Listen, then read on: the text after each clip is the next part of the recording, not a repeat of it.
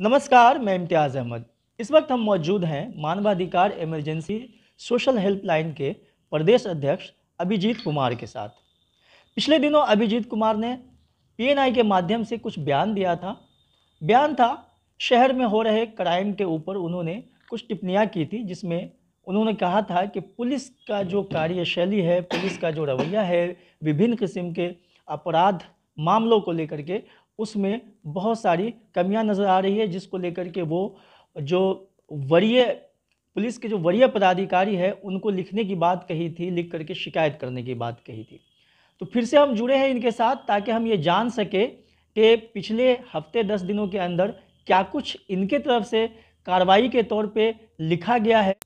चूँकि दरभंगा में फिलहाल पुलिस प्रशासन के शीर्ष लेवल पे पदाधिकारियों का तबादला हुआ है। दरभंगा के आईजी भी बदल चुके हैं और एसएसपी भी बदल चुके हैं, यहाँ तक के दरभंगा के जिला अधिकारी भी बदल चुके हैं। तो क्या कुछ इनका कहना है इन ताज़ा परिवेश में जो शहर के अंदर अपराध है, अपराध की गतिविधियों को लेकर के, और फिर उस पर जो पुलिस कार्य कर रही है उस पर क्या कुछ कहते हैं, ये इनसे हम बात करेंगे और जानने की कोशिश करेंगे। तो अभिजीत जी, पिछले दिनों जब आपने हमारे साथ बात किया था तब आपने बयान दिया था कि दो ऐसे केस के बारे में आपने बात किया था। एक था विश्वविद्यालय थाना के अंतर्गत वो शराब पकड़ा गया था उत्पाद विभाग के द्वारा छापेमारी करके, जिसमें आपने ये प्रश्न उठाया था कि उस मामले में स्थानीय थाना अध्यक्ष के ऊपर कार्रवाई होनी चाहिए नियम अनुसार, तो उसके लिए आप लिखेंगे। दूसरा आपने कहा था कि एपीएम थाना के अंतर्गत भी एक शराब का मामला था, जिसके अंदर ये हुआ कि शराब के साथ पकड़े गए किसी व्यक्ति को जो है किसी और अन्य मामला दिखा करके उसे छोड़ दिया गया। तो क्या कुछ इस मामले में अब तक आगे हुआ है, या आपने क्या कुछ कहाँ लिखा है, क्या इसमें उपलब्धि मिली है? पिछले बार इंटरव्यू और बयान मैंने कहा था कि विश्वविद्यालय थाने पर जो शराब बरामद हुआ था, थाना अंतर्गत क्षेत्र में शराब बरामद हुई थी, किसी पोखर से हुई थी बरामद। तो वहाँ पे उत्पाद की टीम जो है वो जाके छापेमारी की थी और बरामद किया था, और स्थानीय थाना की इसमें कोई सम्मिलित नहीं था, उसका कोई हस्तक्षेप नहीं था। मैंने कहा भी था आपको, और मैं इस पर मैंने उस पर बयान भी दिया था, एसपी को इसकी सूचना भी दी थी।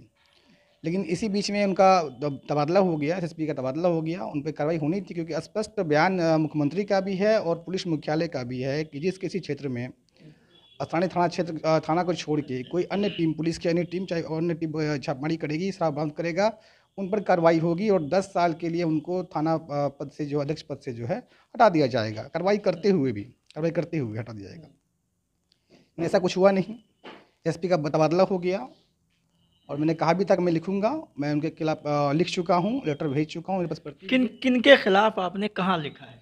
विश्वविद्यालय थाना अध्यक्ष की लापरवाही थी उसमें, क्योंकि थाना अध्यक्ष को उसमें जाना था, शराब की बात थी और उत्पाद में पकड़ा था। उसके खिलाफ, उनके खिलाफ मैंने मुख्यालय को लिखा है, मुख्यमंत्री को भी लिखा है कि आप के बयान से, आपने खुद बयान दिया था कि ऐसे थाना अध्यक्ष पर जो है कार्रवाई होगी और उनको हटा दिया जाएगा। अब तक कोई कार्रवाई नहीं हुई है, इस पर जानबूझ के इस पर कार्रवाई नहीं किए। उनका जो भी अपना मामला होगा, इसलिए मैंने पुलिस मुख्यालय को भी लिखा है और मुख्यमंत्री को भी लिखा है इसमें, क्योंकि आपके कारण से ही आपकी छवि धूमिल रही है। ऐसे थाना अध्यक्ष पर एसएसपी द्वारा कार्रवाई नहीं किया जा रहा है, जिस कारण सरकार की छवि धूमिल रही है। मैंने उस पर उन पर लिखा है और आई थिंक ये जल्द ही कार्रवाई होगी। हाँ, कार्रवाई निश्चित होगी। दूसरा मामला आपने बताया था कि एपीएम थाना अंतर्गत भी शराब के मामले को लेकर के जो वहाँ के थाना अध्यक्ष है उनके द्वारा गड़बड़ी की गई थी, जिसके लिए आप लिखने वाले थे। ये मामला सितंबर का था और सितंबर में स्थानीय थाना ही जो है, एपीएम थाने की पुलिस जाके छापेमारी की थी। और छापेमारी में जो है सूचना उसको मिला था कि कहीं शराब का जो कोई बना रहा है, बेच रहा है, और शराब के साथ जो है वो देसी शराब था, शराब के साथ बोतल में शराब था, उसके साथ उसको लाए थाना पे, थाना में लाके उसको बंद के हालत में लॉकअप में बंद कर दिया गया। और नेक्स्ट डे जो है उनको अगले दिन संध्या को छोड़ दिया गया। और छोड़ दिया गया इस शर्त पे कि बॉन्ड पे छोड़ दिया गया कि ये जो है मतलब इनको लाया गया और कुछ नहीं मिला तो छोड़ दिया गया। जबकि वहीं के अंदर का एक वीडियो मुझे मिला कि अंदर में लॉकअप में बंद है, और उसका स्वतः बयान खुद का था, जो पकड़ाया व्यक्ति था, कि मेरे साथ शराब था और मैं इसलिए मैं आया हूँ, और पटवारी से बात हुई, उनको छोड़ने की बात चल रही है।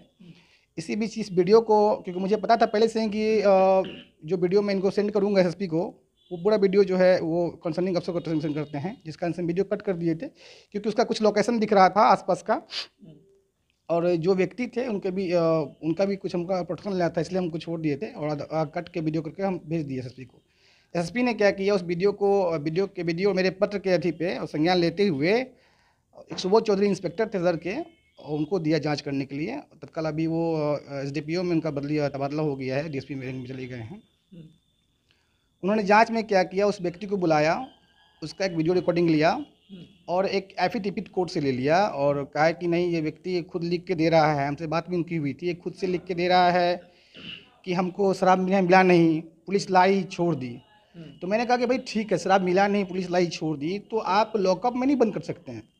किसी भी व्यक्ति के ऊपर अगर कोई एफआईआर दर्ज है, चाहे नॉन एफआईआर आप पुलिस खुद अपने बयान पे किया है, तब जाकर ही आप उसको बंद कर सकते हैं लॉकअप में, अन्यथा नहीं कर सकते हैं। पूछताछ करने का बात है, रूटीन है, ठीक है, पूछताछ कीजिए, छोड़ दीजिए। लेकिन को ना एफआईआर ना नॉन एफआईआर करके उसको बंद किया, तो पुलिस कह रही है कि सीआरपीसी 151 में जो है पुलिस को पावर है बंद करने का। तो सीआरपीसी 151 के लिए भी प्रावधान बहुत सारा है, उसके लिए लिखित शिकायत देनी पड़ती है, पुलिस अपने बयान पे करती है, फिर जाके बंद करती है। तो फिर वहाँ से वो पलट गए अपने बयान से और उन्होंने अपना रिपोर्ट जो है एसपी को दे दिया, उनको बताते हुए। मतलब थाना प्रभारी ये जो डीएन राम है वहाँ पे एपीएम के, उनको बचाने का पूरा प्रयास करके और एसएसपी को रिपोर्ट दे दिया गया। एसपी द्वारा भी इन पर कोई संज्ञान लिया नहीं गया, उस रिपोर्ट को रिव्यू नहीं किया गया, जो रिपोर्ट दी उसको मान लिए और कोई कार्रवाई नहीं किए। उनका भी हम वेट किए बहुत देर तक, भाई इसमें आप क्या कर रहे हैं, इसमें कुछ नहीं किए।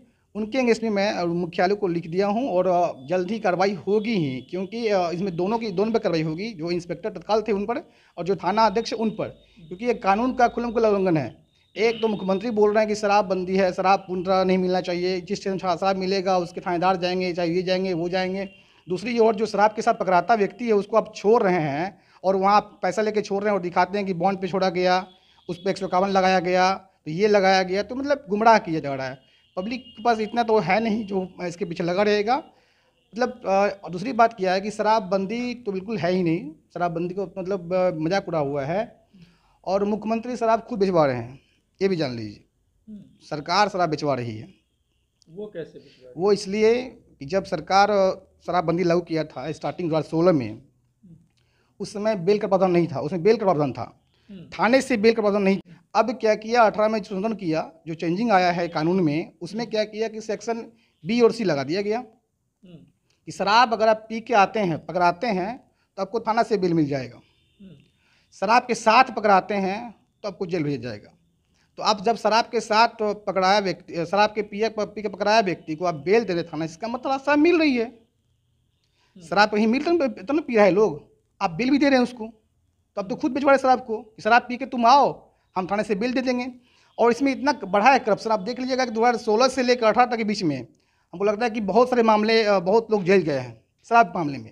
लेकिन 18 से लेके 21 तक का जो मामला है उसमें बहुत कम लोग जेल गए हैं, बहुत कम लोग जेल गए हैं।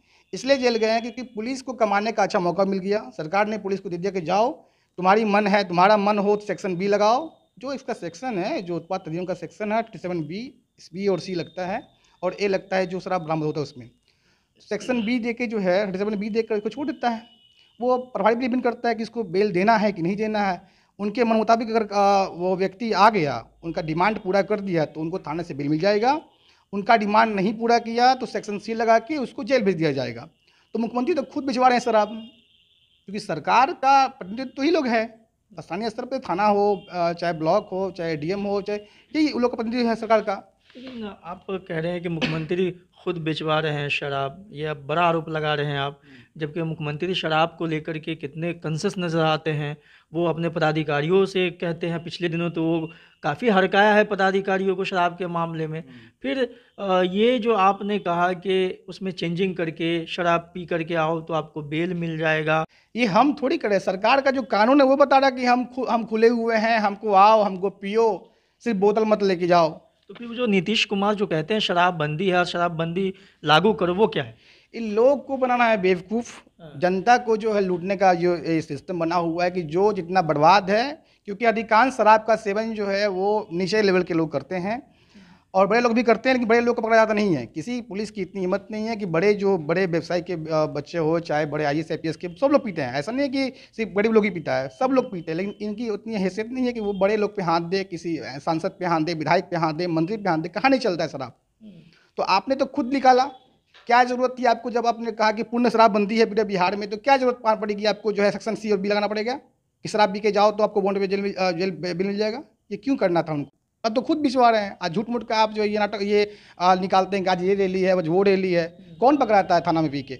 अब जाके देखिए तो रिक्शा वाला, ठेला वाला, टेम्पो वाला, ऑटो वाला पकड़ाता है और वो अपना घर बेच के कुछ बेच के चाहे पत्नी का कुछ बेच के लाता है और जाके बेल लेता है और घर जाता है। कौन पकड़ाता है? कोई पकड़ाता आपको दिखता है कोई बड़ा आदमी पकड़ाते हुए? वो पकड़ाता भी तो आधे घंटे में उसको थाने से ना उसका चेक पे होता है, चेक भी नहीं होता है। आधा घंटा थाने से निकल गया, वो थाने से बेल मिल गया उसको, कोई दिक्कत नहीं उसको होती है।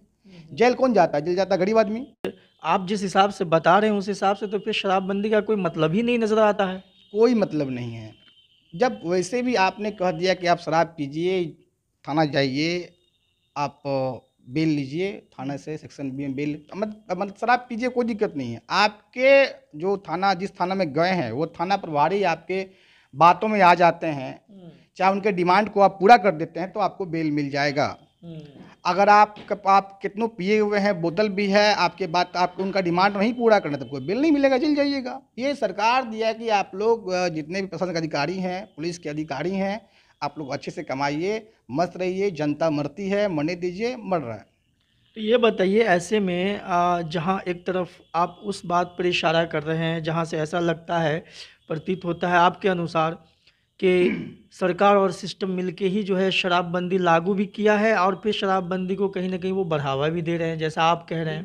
तो फिर ऐसे में आप चूँकि एक मानवाधिकार संस्थान चलाते हैं, आप लोगों के हक अधिकार की बात करते हैं, आपके पास कोई मामलात आता है उसको लेकर के आप नियम अनुसार जो है आगे की कार्रवाई में लगते हैं, तो आपको क्या लगता है?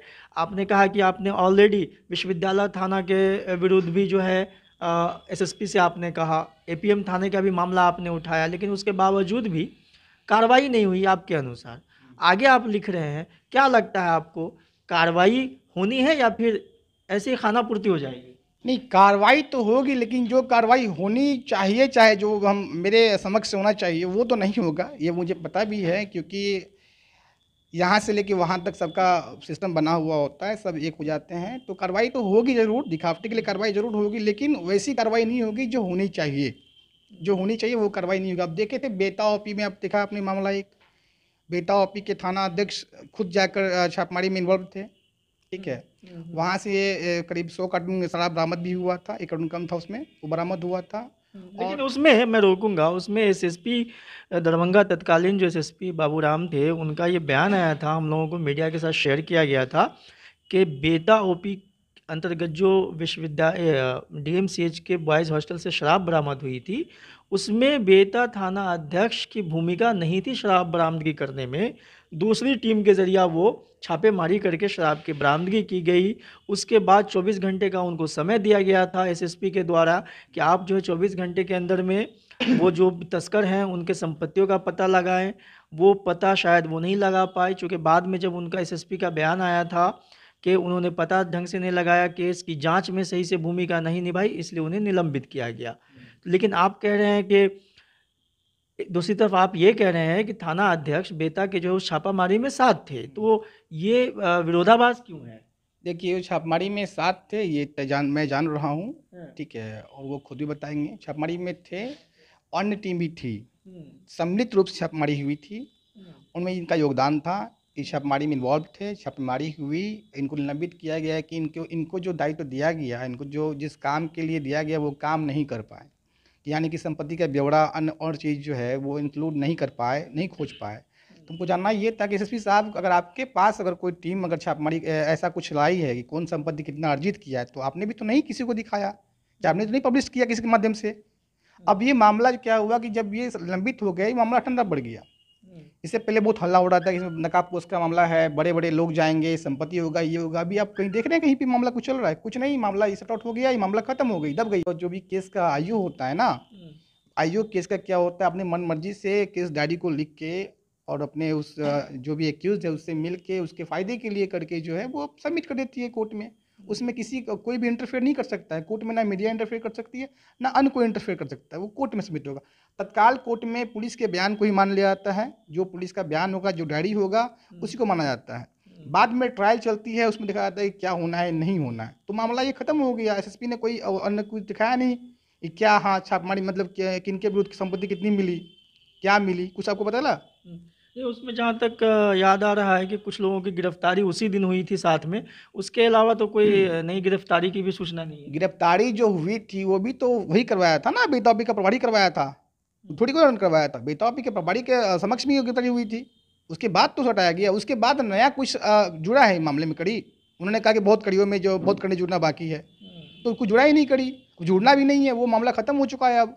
अब तो एसएसपी साहब का यहाँ से ट्रांसफ़र भी हो गया है। देखिए अब बता रहा हूँ कि बोलना नहीं चाहिए, है क्या ना कि कैसे पोस्टिंग होती है ना, वो विभाग को पता है, और जो इस लाइन से जुड़े हुए हैं उसको पता है कि किस व्यक्ति को थाना मिलना है, किसको नहीं मिलना है। जिनके पास तजुर्बा हो ना हो, ज्ञान हो ना हो कानून का, अगर पैसा उनके पास है तो उनकी पोस्टिंग जैसे हो जाती है, मतलब थाना प्रभारी वो बन जाता है। यहाँ अच्छे अच्छे काबिल अफसर हैं और वो पेंडिंग में हैं, वो लाइन में ड्यूटी करते हैं कि कभी वो मंत्री का एस्कॉर्ट करना है, कभी वो मंत्री का एस्कॉर्ट करना है, ठीक है। और ऐसे ऐसे थाना प्रभारी को कुछ पता नहीं है और उसे थाना प्रभारी बना दिया जाता है, क्योंकि वो एसपी के तहत से होती है, पोस्टिंग होती है, तो जो उनके मुताबिक होते हैं आईपीएस के मुताबिक उनकी पोस्टिंग हो जाती है। अभी नए एसएसपी आए हुए हैं और ये मूल रूप से बिहार के निवासी भी हैं और उनको भली भांति पता है, बिहार से अवगत है वो, मुझे लगता है, और ईमानदार की छवि भी के लोग के भी हैं। मुझे लगता है कि इनके आने से बेहतर पुलिसिंग दरभंगा में देखने को मिलेगा और अच्छा काम होगा। और जो भी ऐसे भ्रष्ट अधिकारी हैं, जो भी इन सब लोगों में करप्शन में या जो भी क्राइम में अपना योगदान दे रहे हैं, उसके ऊपर कार्रवाई होगी। उम्मीद करता हूँ कि होगी, आशा और विश्वास है। बाकी देखते हैं क्या होता है। लेकिन तत्काल जितने भी थाना अध्यक्ष यहाँ पे, इसमें से कई थाना अध्यक्ष कोई काम के नहीं हैं, दो तो हम लिखे ही हैं और दोनों पे कार्रवाई होगी निश्चित तौर पे। चलिए, हमसे बात करने के लिए बहुत बहुत शुक्रिया। धन्यवाद।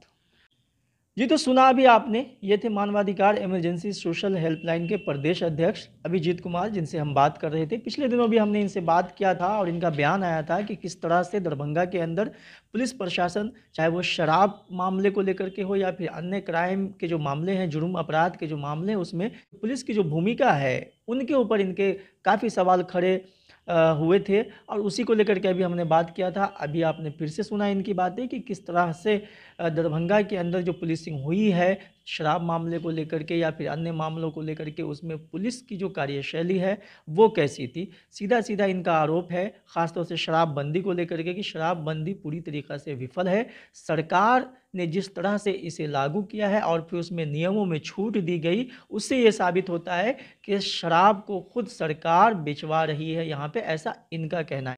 तो देखेंगे आने वाले वक्त में कि किस तरह से अभिजीत कुमार के प्रयासों से पुलिस की कार्यशैली में बदलाव आता है या फ़र्क पड़ता है, या फिर जो दोषी हैं इनके अनुसार के पुलिसकर्मी जो दोषी पाए जा रहे हैं, अपने काम को सही तरीक़ा से नहीं कर रहे हैं, जिनके खिलाफ़ ये लगातार पुलिस मुख्यालय को लिखने की बात कर रहे हैं, शिकायत करने की बात कर रहे हैं, तो देखेंगे कि आने वाले वक्त में इस मामले में क्या कुछ निकल के आता है। जो भी कुछ निकल के आएगा वो भी रिपोर्ट हम लेकर के आपके साथ हाजिर होंगे। तब तक के लिए हमें इजाज़त दीजिए। दरभंगा से मैं इम्तियाज़ अहमद। इस वीडियो को लाइक करें, हमारे चैनल को सब्सक्राइब करें और बेल आइकन जरूर प्रेस करें।